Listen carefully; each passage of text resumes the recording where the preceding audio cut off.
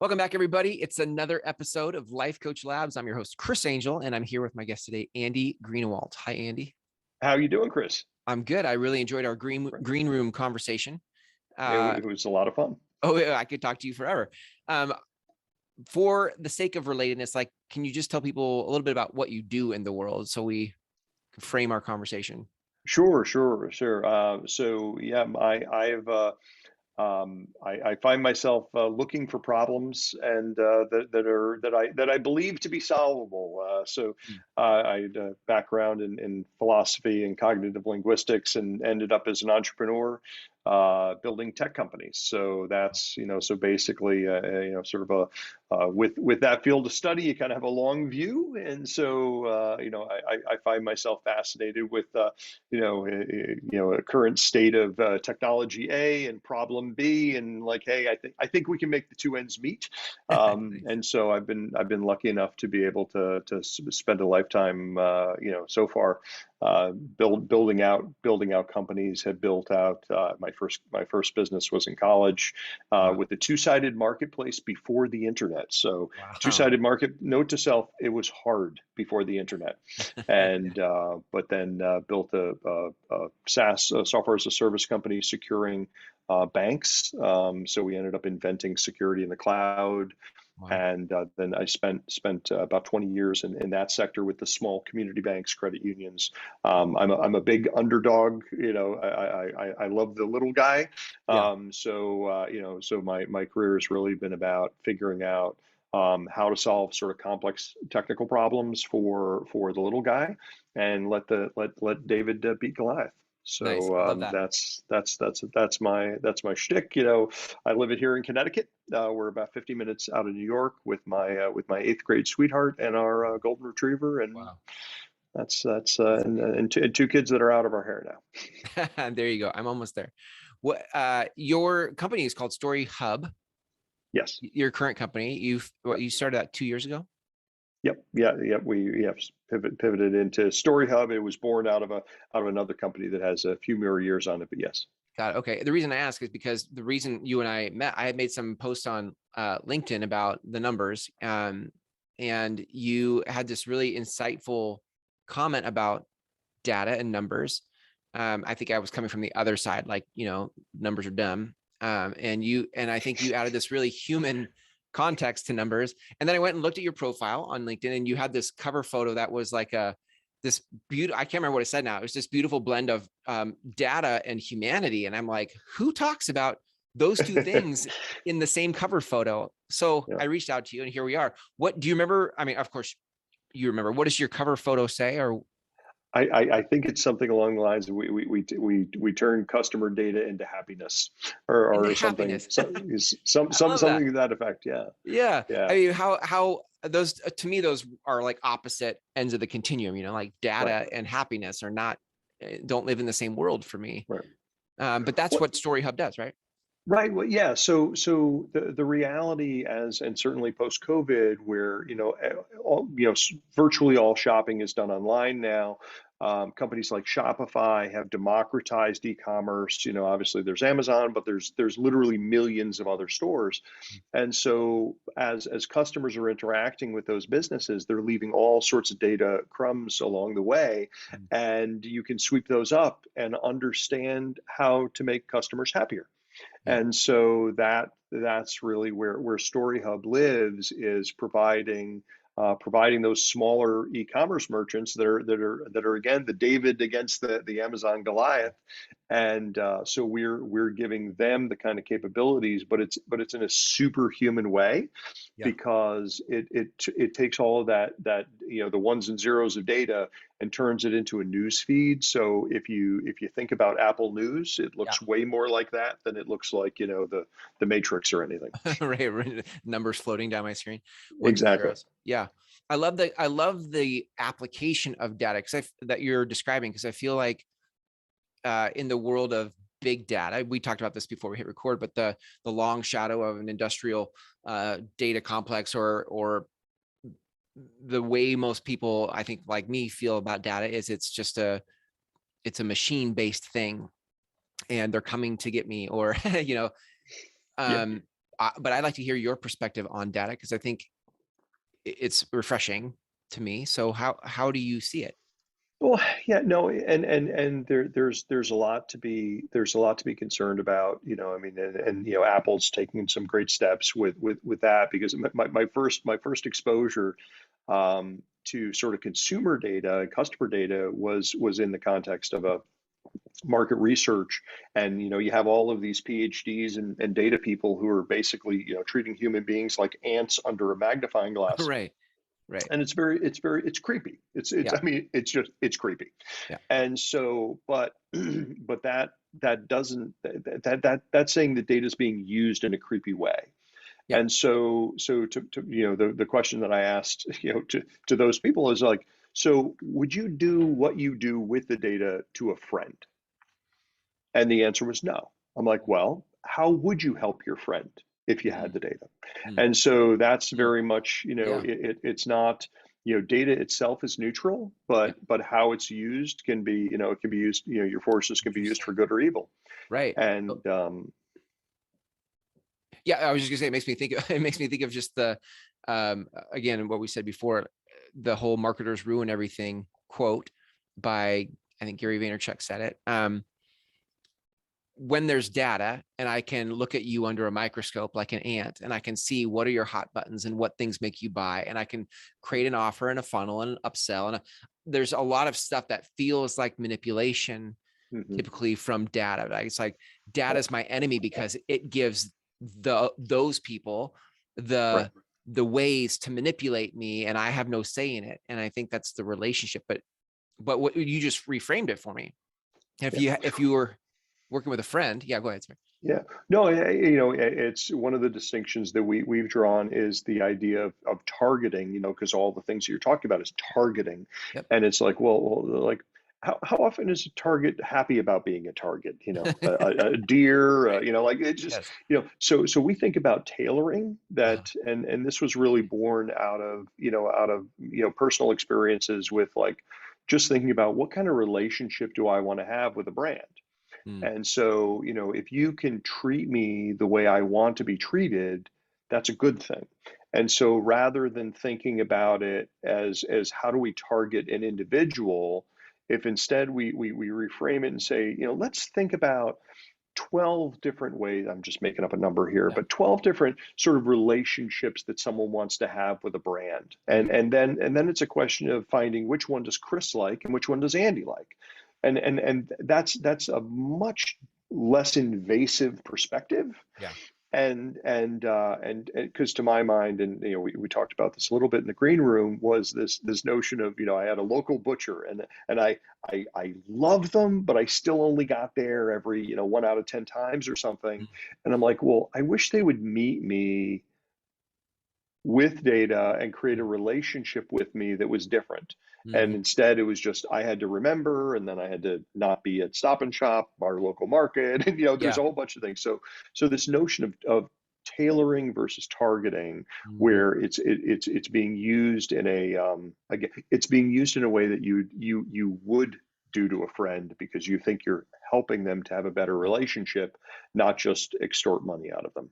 Yeah. I love that. One of the things in solopreneur land, there's a lot of people who have a hard time answering the question, who are my people? I Yeah. think once you can get to this, I mean, probably two angles on that. One is, if you had data, you could look at who you've served, and sort of find some common threads of an answer to that. Like the Yeah. data could tell you who your people Yeah. are, Yeah. if you looked at it. The other side of that might be, if you can, I just always say, you are your own tribe. So you're uniquely wired to serve people who are wired like you. Like Right. there's instant chemistry that you didn't have to earn. It's just, Mhm. I feel connected to you because somehow you're like me. But if I knew who all those people were, having data in that helped me tailor an experience would be so helpful. It would be so Well, helpful. no, it would be incredible. And when you think about it in solopreneur land and really smaller businesses, that the best among them, and we talked a little bit about breweries. It's like just invite your friends and invite your customers to a meetup. Hmm. Like it'll cost you a couple $100. Yep. Who shows up? Mm. What do they talk about? You know, Mhm. what questions? Because I think that when I hope for a world Mm. where there are, more small businesses, and those small businesses have deeper relationships. Our mission, at Story Hub, is that we want to work with mission-driven businesses to build deeper relationships with the customers that love them, Mm. because we think that that's sticky commerce. That's Mhm. commerce that is there because it is serving both parties. That, people are doing what they love for people that love that. Like, that's a better world. Right. Absolutely. Yeah, I love that. I think there's a leadership thing here where you talk about um, a way of thinking, or a way of how you think is a leadership function. Like if you don't think at all, you're going to be following those who have you under magnifying glass or whatever. Like there's no agency when you don't think. Right. Like, what do you see the connection between data and like thinking and leadership? Sure.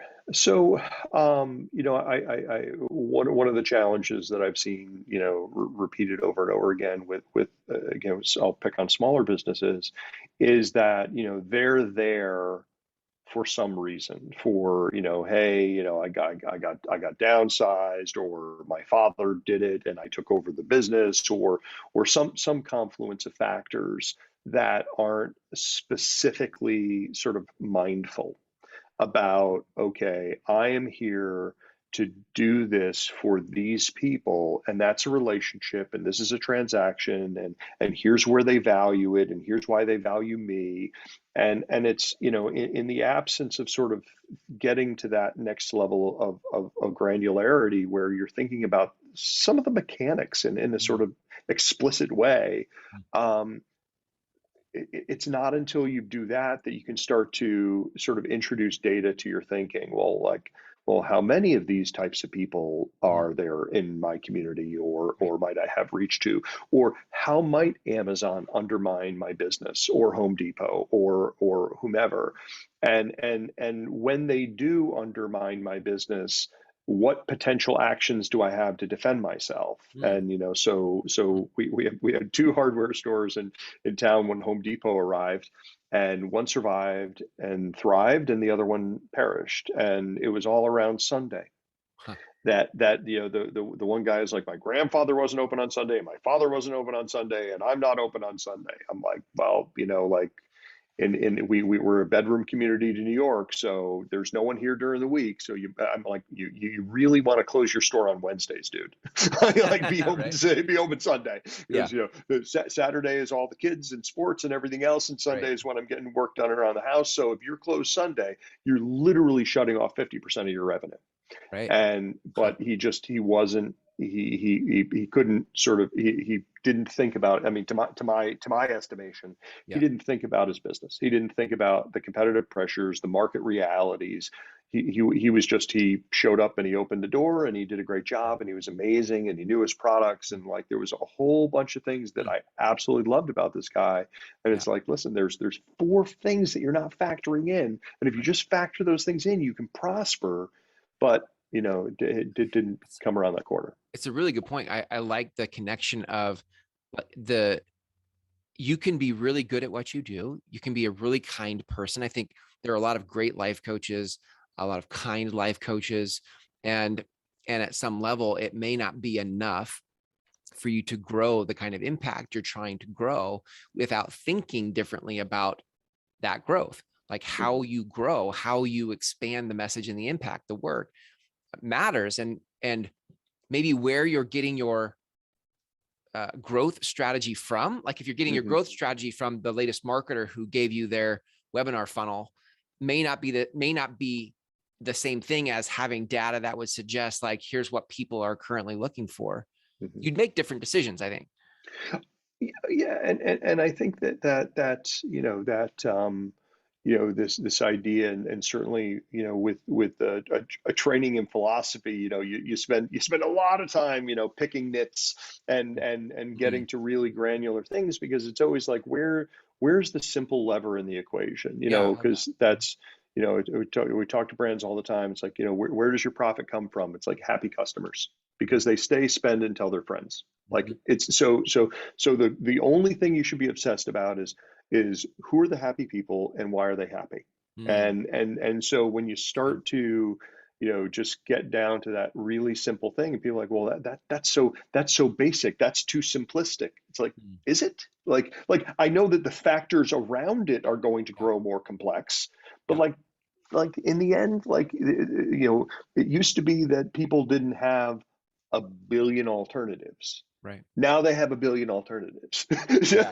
Right. So they will stay with you because they are happy about it, and they then habituate themselves to it and integrate it into whatever it is they do. Yeah. Did you ever read Tim Ferriss's The 4 Hour Chef? His No, third I did book. not. No, I did not. He shares his accelerated learning model and how Mhm. he learns things quickly. One of the things that was cool was anytime he's like when he did the Brazilian tango thing that he did, Yeah. he went down and interviewed those who had won their thing, and he listens for, and that's really interesting. He listens for what they explicitly say. So they're like, oh, this is how I do it, and I do this, and I do this, and he's taking notes. But then he also listens for what they implicitly, what's implied, what's implicit that they don't say. Right. And I see a lot of commonalities in this conversation, like that when if somebody's happy, there's some reasons they'll tell you they're happy, but then Mhm. there's the implicit things they don't say that maybe sometimes data has access to that their words don't. Absolutely, 100%. I mean, it is always, you have to be, and this is part of what we do technically at Story Hub, is reconciling the articulated in, Mhm. in reviews and support tickets and chats and like all these things with the behavior of what they did. Right. Because most customers leave, you know what they say? Hmm. Nothing. Right. They just Yeah. they've cried their last tear over you. They're Yeah. just they're out. They're out. And and so absolutely, the implicit, because as a linguist, my ear is sort of super sensitive, and you see this happen all the time where people are subtly talking past each other, and they think they're having a conversation, but they're actually having sort of independent monologues Yeah. that have enough thematic consistency that they believe that they've communicated with each other. Mm. And it's always, here talking about each other. I'm like, you guys didn't ask each other any questions, any clarification. You didn't say, oh, well, let me play this back for you. Like, this is what I think I heard. Wow. And it's like that, back to leaders, the best leaders are always sort of 2 to 3 to 1 questions to comments. I mean, that's because, the endless nuance of how a human being has screwed the world together in their own head and how they articulate it Mm. is so, dependent upon geography, dependent upon their household, depending Yeah. upon the where were both of their parents from. They may have come from independent, slightly variant dialects, and then they effectively got a pidgin language of the two. Like, Wow. and Yeah. so there's so much beautiful variety, but people presume that, like, we use words like they're defined in the dictionary, Yeah. and have a perfect command over the articulation of our thoughts, and those are two thoughts that are recipes for disaster. Wow. When you look at the data that StoryHub Yeah. has access to, uh, what do you notice about the things that make people happy? Like, are there some common threads that you've been able to see that creates happiness? Yeah, certainly. You have the basics where it's just, again, we deal with e-commerce companies, so anything that's just, friction, dumb things, like the most obvious one today is, AI, these chat bots, Yeah. and we just watch customers get chewed up by these things all day, every day, and it's grotesque, because it's like, because there's this idea that comes out of the call centers, that come out of, Mhm. telecommunications and utilities, where it's like deflection. So these companies are like, we came up with a deflection mechanism so we have less tickets. I'm like, well, would you deflect your wife? Would you deflect a friend? Like this is a bad notion, Right. because implicit in it is a comment about value, how Mm, much you value this. So what makes people happy is being treated like human beings, because mm, in a world with increasing automation, it happens so infrequently mm. that we like, because we have this conversation all day, every day, is, tell me about some great customer experiences, or tell me about brands that deliver great customer experiences. And I've yet to find anyone who can say more than three. Hmm. Like, of the thousands of businesses that you deal with, Yeah. there's three, Wow. and who reliably deliver it. So ultimately, happiness is about being efficient, using their time. They out of all the solutions in the world, they chose you, so don't screw it up, damn it. And then when the moment comes that we do actually have human to human contact, just treat me like a person. Yeah. If it's, how's the weather, like all of these things. Well, that's not important to the transaction. Well, a human being getting treated like a human being is an important part of any Yeah. relationship. And Yeah. it's not a transaction, it's a relationship. If they want to transact, they'll do it with Amazon. So if that's Right. what you want. Yeah. Yeah. Good point. Especially in the space, like when you think about coaching, it's deeply personal, and I think it's a harder entry. Like people need to feel safe with you before they're willing to have these deep shadow work type conversations with you. Mhm. I think that the whole piece of data being like, how would you treat your mom? Right? Would you take this data and like deflect your spouse or your mom? I think there's a place where we as coaches have to start to think from not the marketing of things, not the data of things, not the growth and the scale of things, but the humanity of things. How does this next experience um, make it feel human and good and safe? And yeah, I think that's really an important next step for where we're going, because it's in response to what you just said. Like people are getting chewed up by chatbots. Like your humanness is in response to all the ways it's not going right. Well, I mean, and when you think about the Eisenhower's farewell address with the, beware of the military industrial complex. Mm, And so we've gotten to a point where, humans have been innovating for about 8,000 generations. mm, And so we build and build and build and build. And we're now at this point where we can build massive things. I mean, companies that are, our largest companies dwarf empires.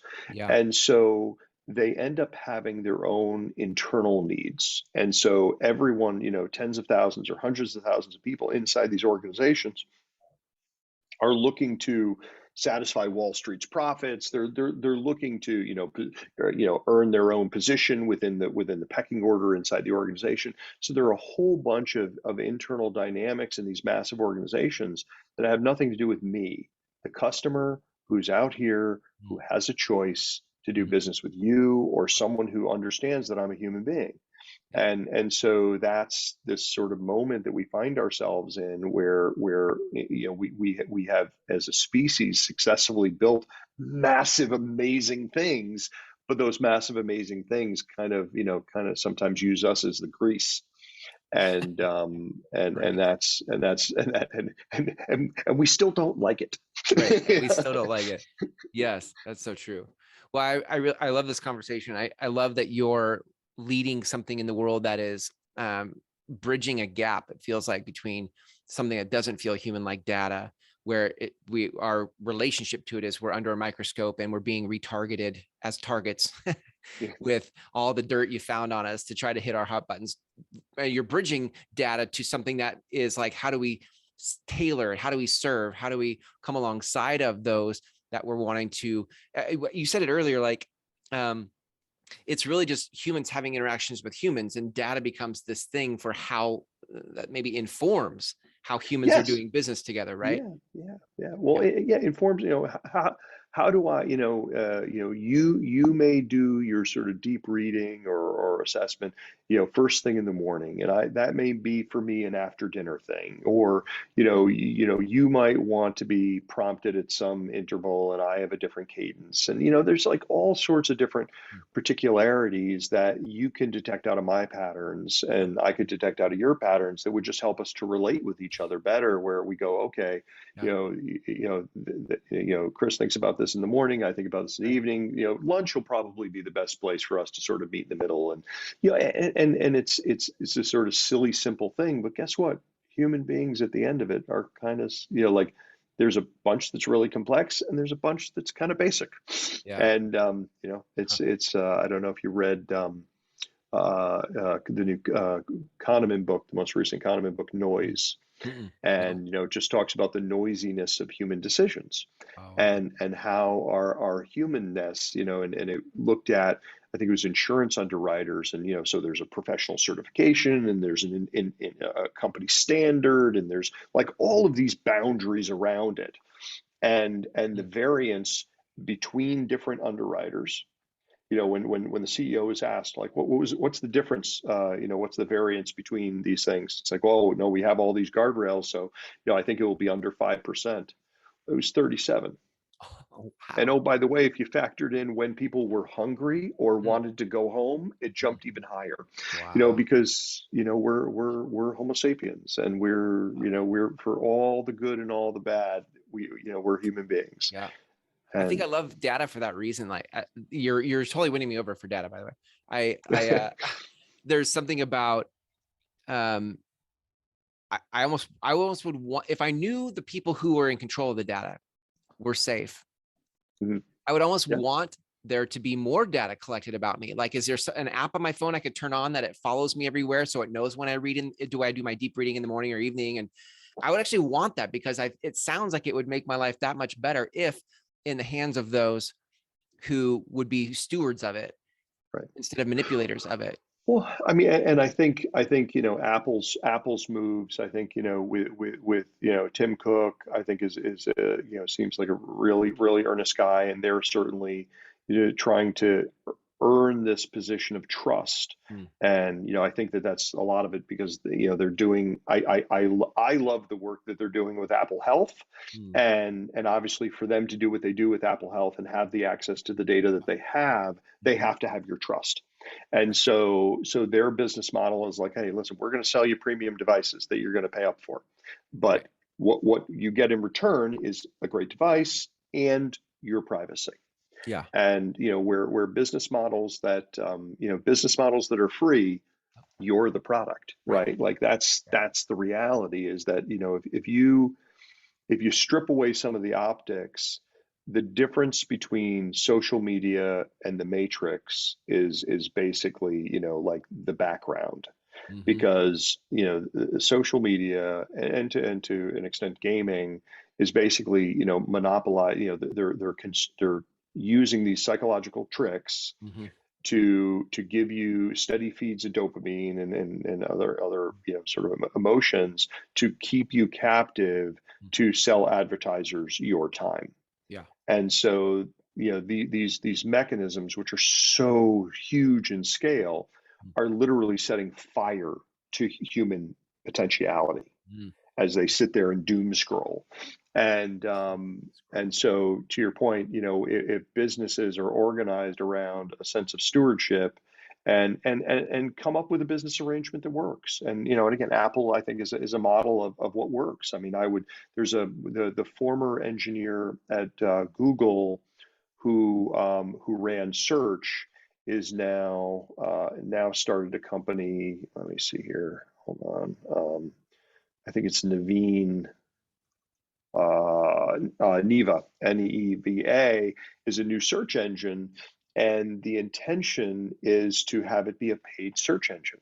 Hmm. And it's like, would you pay for a search engine to know that your searches are private?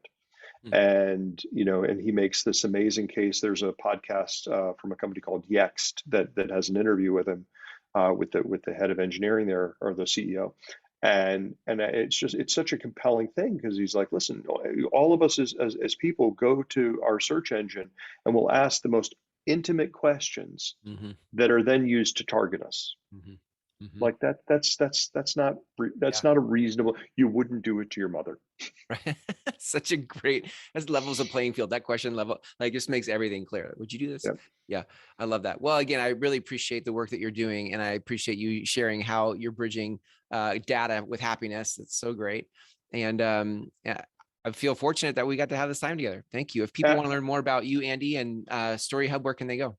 Yeah, so storyhub.ai is it. So we're working with direct to consumer brands that want to build deeper relationships and love their customers. And my LinkedIn is just Andy Greenawalt, Greenawalt at on LinkedIn. Perfect. So thrilled to connect, Chris, and so happy I chimed in on your F numbers Me too. post. So I Yeah, me too. I was so glad to make the connection. Well, thank you so much for your time, and I'll be well. great, Chris. Well, that's it, gang. Thanks for listening to this episode of Life Coach Labs. Before I let you go, I want to invite you to two things. One, there is a companion Facebook group to this show called Life Coach Labs. Go to Facebook and search Life Coach Labs. You can see it here on the screen. If I scroll through, this is a companion group to the show because it gives me a chance to get to know you. I want to know you as much as you listen to me and my guests. I want to know you. I want to hear about your important work. I want to support you. So please head over to Facebook and join the free Life Coach Labs Facebook group. Number two, let's jump over to the next window here.